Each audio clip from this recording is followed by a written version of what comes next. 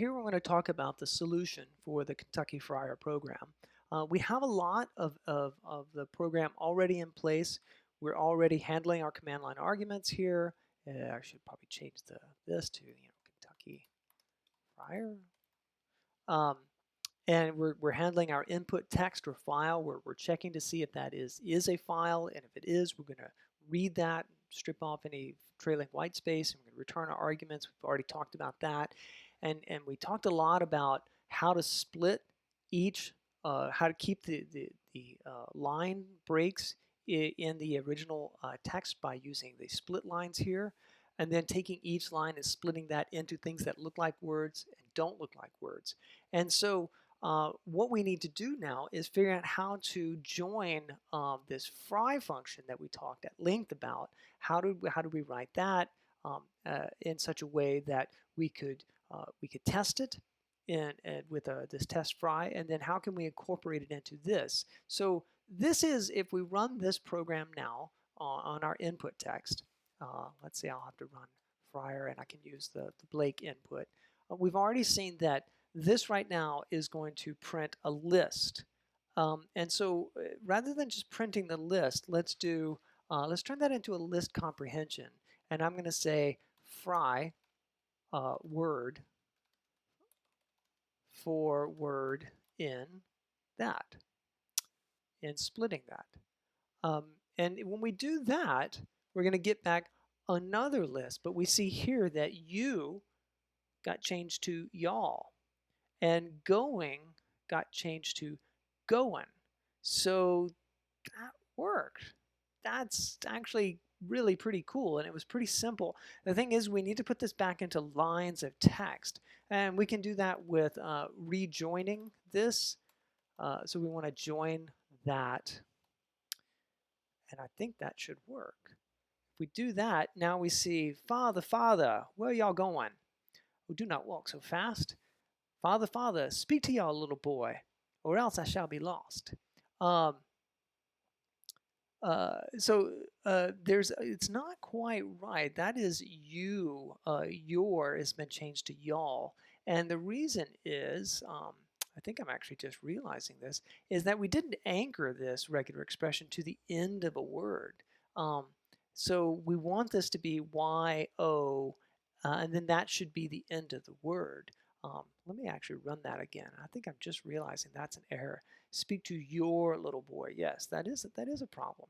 So this is another reason why we'd want to use the dollar sign here, is to anchor this pattern so that its match is going to start at the beginning of the word, and then we want the regular expression to stop matching at the end of the word after it sees the you. And so we saw that it captured the word your. And actually that would be a good way you might want to put in here that we assert that fry of your is going to be equal to your. That should be returned unchanged. And we would go back and run our test suite and would be sure, yes, we have now written that to be the case. So I think I actually just found a bug in my program. And that's really exciting. I was able to figure that out. So this is basically what we had to do to turn this, to marry this function, which we tested in all by itself in isolation, and then we're able to integrate it into this larger program. And here I'm using a for loop. What I was showing in the before the break was that I could create words and create this empty list, and I could say for word in that using my basic for loop. I could say words dot append the result of frying that word. And that's going to, words is going to be a list, and so I'd have to print joining that back together on the empty string words. So this is just another way of writing that same idea. If I run this, it looks to be exactly the same output. And I can say make test, and we can see how we're doing on this. And so this passes all of the tests that I wrote. It doesn't matter if I write it with the list comprehension or with this for loop. So let me get rid of that here for a second. And let me run my test suite. Both of those do exactly the same thing, but the list comprehension is a lot shorter. And the point of a list comprehension is to generate a new list. And here, what a for loop, it just kind of seems to be an abuse of the for loop. Like what we're trying to do here is to build up this words list with this appending method. It just seems like it's a better idea to just simply use the list comprehension, but they both do accomplish the same thing. I would like to show you how to print the same idea, um, but using a map statement. I always favor map. I just quite like map. So I'm going to show you how to do that.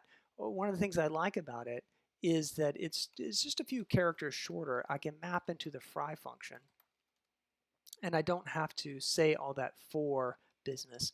Uh, so re-split line is going to return a list of strings. Each one of those strings is going to be put into the fry function, and the result of that is going to be joined back into a list. Let me run it with the inputs. Let's see, I think I have an extra parenthesis here.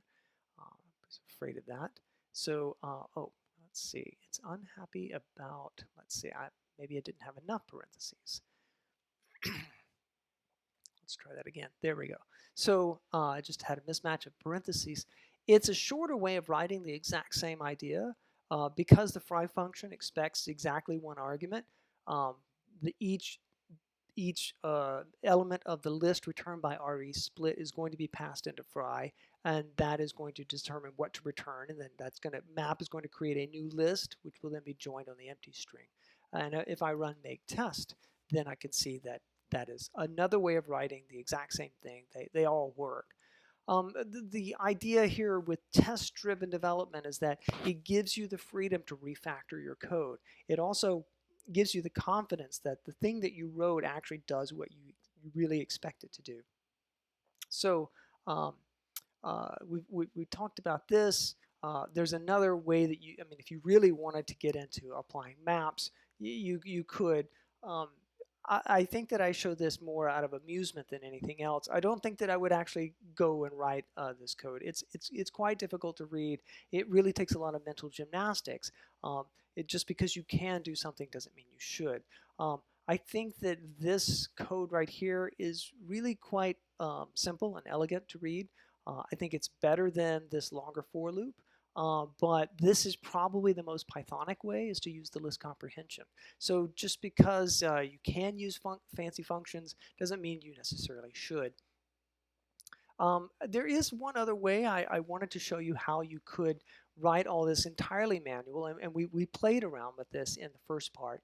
We looked at comparing the word lower to the lowercase u, and then returning whatever is the first character with all to create the all.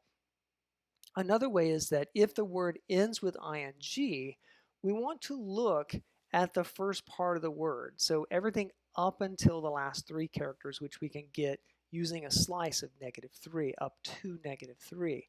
And then we could say, we can iterate over each one of those characters, and we can say, we can map it into this function where it comes in as a C character. And we can say, if it's true that this is the lowercase version of this character is in the set of characters A, E, I, O, U, Y, because we're going to consider Y here for a moment.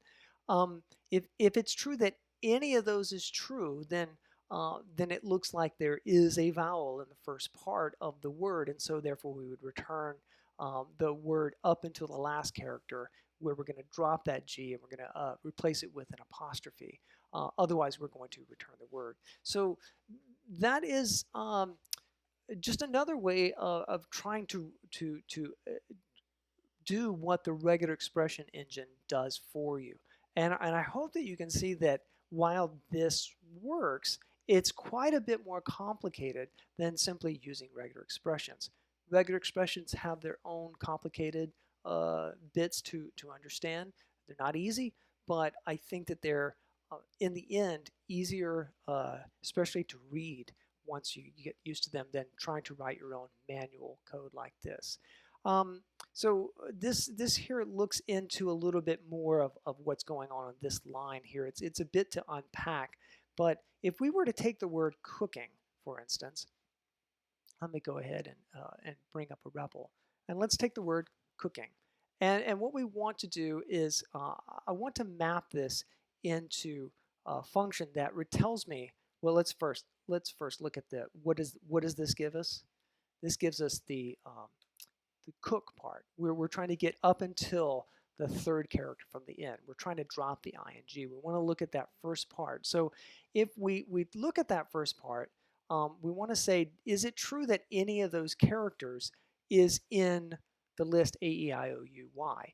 And so what we're seeing here is that, like, the letter C, what I'm returning here is a tuple that is the character, and then whether or not that character is in this string. So the character C is not in that string, so it's returning the character C and then false.